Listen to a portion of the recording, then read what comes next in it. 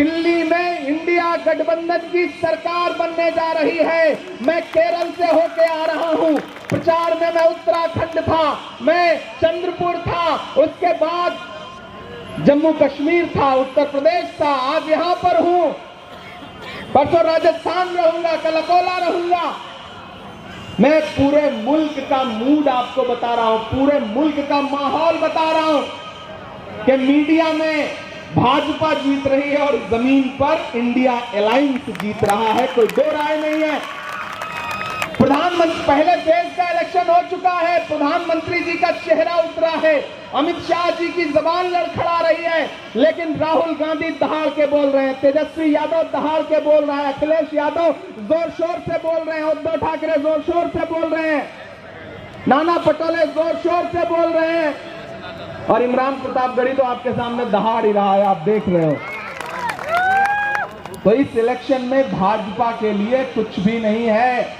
मैं तो प्रधानमंत्री जी से कहूंगा कि प्रधानमंत्री जी, मुझे पता है अभी आपने झूठ बोलना शुरू किया है, एक आध फेज का और इलेक्शन होगा तो हो सकता है आप किसी मीटिंग में रोने भी लगे, क्योंकि आपको अदाकारी बहुत अच्छी आती है। अमिताभ बच्चन फेल है प्रधानमंत्री जी के सामने, एक्टिंग तो भाई कमाल का करते हैं वो।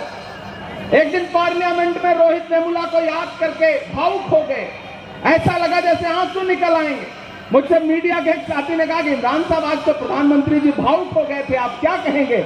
मैंने कहा भाई मैं क्या कहूंगा, मुझे तो एक शेर याद आ रहा है कि वो अब तिजारती पहलू निकाल लेता है, मैं कुछ कहूं तो तराजू निकाल लेता है, मैं इसलिए भी तेरे फन की कद्र करता हूं, तू झूठ बोल के आंसू निकाल लेता है।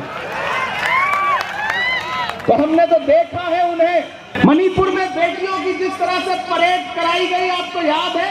नरेंद्र मोदी जी का वो नारा याद है, बेटी बचाओ बेटी पढ़ाओ। लेकिन उस नारे की सच्चाई क्या थी?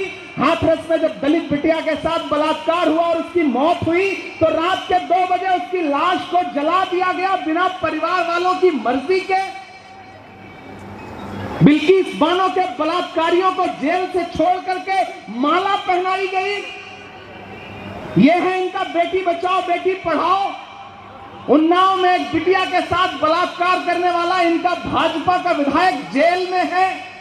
सोनभद्र में इनका एक विधायक बलात्कार के आरोप में 25 साल की सजा काट रहा है। और तो और ओलंपिक पदक लाने वाली बेटियां जब प्रधानमंत्री की चौखट पर अपना मेडल लेकर के गई और ये कहा कि हमारे साथ खड़े होइए, हम बेटियां इंसाफ मांगती हैं, तो जंतर मंतर पर उन्हीं बेटियों को पुलिस ने घसीटा है। उसके विजुअल हमारी आंखों के सामने। मैं अपने समाज के लोगों से भी कहना चाहता हूं कि जज्बाती बनने की जरूरत नहीं है, मुद्दे पकड़िए, सियासी तौर पर खुद को बेदार करिए। कांग्रेस क्या कह रही है कि हमारी सरकार आते ही हर गरीब औरत को, हर गरीब महिला को 1 लाख रुपए दिए जाएंगे।